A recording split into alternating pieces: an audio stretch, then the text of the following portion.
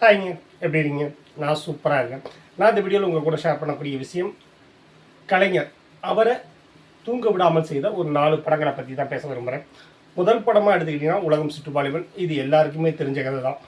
கலைஞர் அவர்கள் தான் சினிமாவுக்குள்ளே எம்ஜிஆரை கொண்டு வராரு, வாய்ப்புகளை உருவாக்கி கொடுக்குறாரு. அவருடைய வசனங்கள் மூலமாக எம்ஜிஆரை பட்டத்திட்டாரு.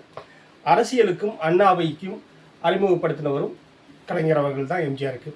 ஆனால் ஒரு கட்டத்தில் எம்ஜிஆர் தன்னுடைய புகழையும் தன்னுடைய அரசியல் ஆசைகளையும் கலைஞரை தாண்டி கொண்டு போகிறாரு. அப்படிங்கும்போது கலைஞர் பயப்பட ஆரம்பித்தார். கட்சியிலேருந்து ஒதுக்க ஆரம்பித்தார். கட்சியை விட்டு வெளியில் அனுப்பினார்.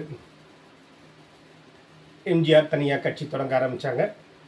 அதிமுக ஆரம்பித்தாச்சு. உலகம் சுற்றுவாலிவன் அப்படிங்கிற ஒரு படத்தையும் எடுக்க ஆரம்பிக்கிறார். அந்த படத்தில் நிச்சயமாக நம்மளை தாக்கி ஏதாவது பேசியிருப்பாருங்கிற பயம் அவருக்குள்ளே இருந்துச்சு, கலைஞருக்குள்ளே. கலைஞர் முதலமைச்சராக இருக்கார். எந்த வகையிலும் அந்த படம் ரிலீஸ் ஆகிடக்கூடாதுங்கிறக்காக பயங்கரமான பகீரத பிரயத்தனம் நடந்துக்கிட்டே தான் இருந்துச்சு. அந்த சமயத்தில் இப்போது மறைந்த நகைச்சுவை நடிகர் பாண்டு அவர்கிட்ட தான் இந்த படத்தோட ரிலீஸ் விளம்பரம் அத்தனையுமே ஒப்படைச்சிருந்தார் எம்ஜிஆர்.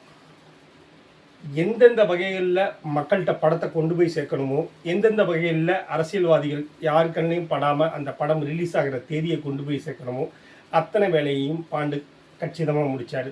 ஒரு போஸ்டர் கூட இல்லாமல், அந்த காலத்தில் இன்றைக்கி மாதிரி சோசியல் மீடியாலாம் கிடையாது, ஒரு போஸ்டர் கூட இல்லாமல் படம் ரிலீஸ் ஆகுதுங்கிறத மக்கள்கிட்ட கொண்டு போய் சேர்த்துனாங்க. எவ்வளோ பெரிய விஷயமா இருந்திருக்கும். ரிலீஸ் ஆன முதல் நாள்லேருந்து 32 வாரங்கள் ஓடுற வரைக்கும் அந்த படம் சூப்பர் டூப்பர் ஹிட் தான்.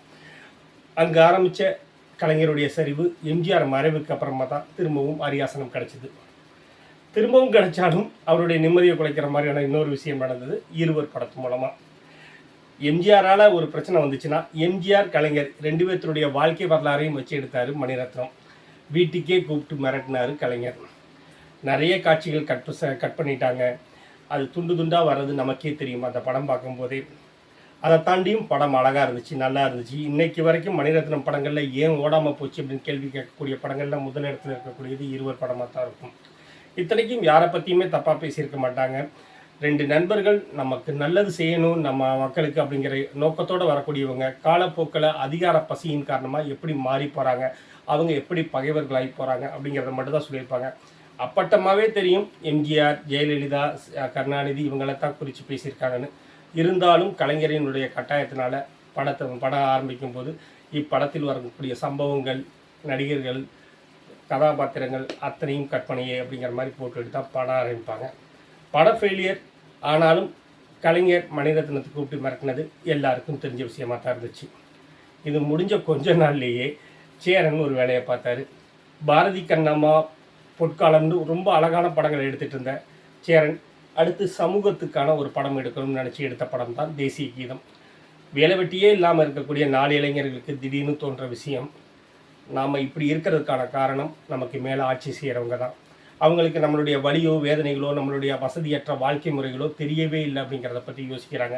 அவங்க கொஞ்ச நாள் இங்கே அந்த வாழ்க்கையை வாழ்ந்தால் எப்படி இருக்கும் அப்படின்னு யோசித்து பார்த்து ஒரு முதலமைச்சருடைய குடும்பத்தையே கடத்தி கொண்டு இங்கே வேலை பார்க்க வைக்கிறாங்க. அந்த வறுமையை சொல்லித்தர்றாங்க. நாங்கள் என்ன சாப்பிட்றோம், ஒவ்வொரு சாப்பாட்டு பருக்கைக்கும் நாங்கள் என்ன கஷ்டப்படுறோம், தண்ணீர் எவ்வளவு முக்கியமான விஷயமா எங்களுக்கு இருக்குது, இந்த மாதிரி நிறைய விஷயங்களை சொல்லிடுறாங்க.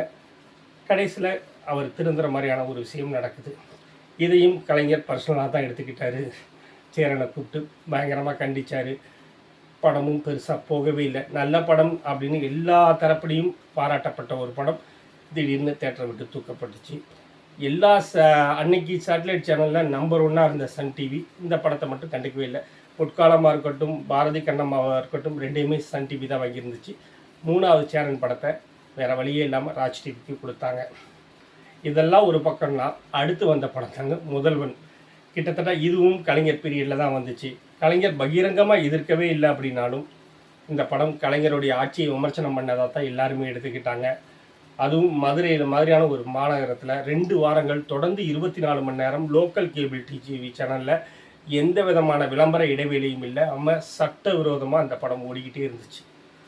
கேப்பே விடாமல் நீங்கள் மிட் நைட்டில் படம் பார்த்தீங்கன்னா கூட முதல்வன் படம் ஓடிக்கிட்டு தான் இருக்கும். அந்த அளவுக்கு அழகிரியோடைய அதிபயங்கரமான அரசியல் இருந்துச்சு. ஆனாலும் என்னென்னா அங்கே மதுரையில் ரிலீஸ் ஆன 4 பெரிய தேட்டர் 70mm தேட்டரில் இந்த படம் 100 நாள் போச்சு. மக்கள் கேபிள் டிவியை விட தேட்டரில் போய் ரசித்து கொண்டாடினாங்க. கலைஞர் பயந்ததெல்லாம் சரியான விஷயமாகவே தான் இருந்துச்சு. அது எல்லாமே அவருக்கு எதிர்வினையாகத்தான் மாறுச்சு. இப்போ வரைக்கும் டிஎம்கே சினிமாக்காரர்களையும் சினிமாவையும் கண்டு பயந்துட்டு தான் இருக்காங்க. அதற்கு உதாரணம் விஜயும் அவர் நடித்த ஜனநாயகனும். சரிங்க, இன்னொரு வீடியோவில் நம்ம கண்டிப்பாக சந்திப்போம். நன்றி.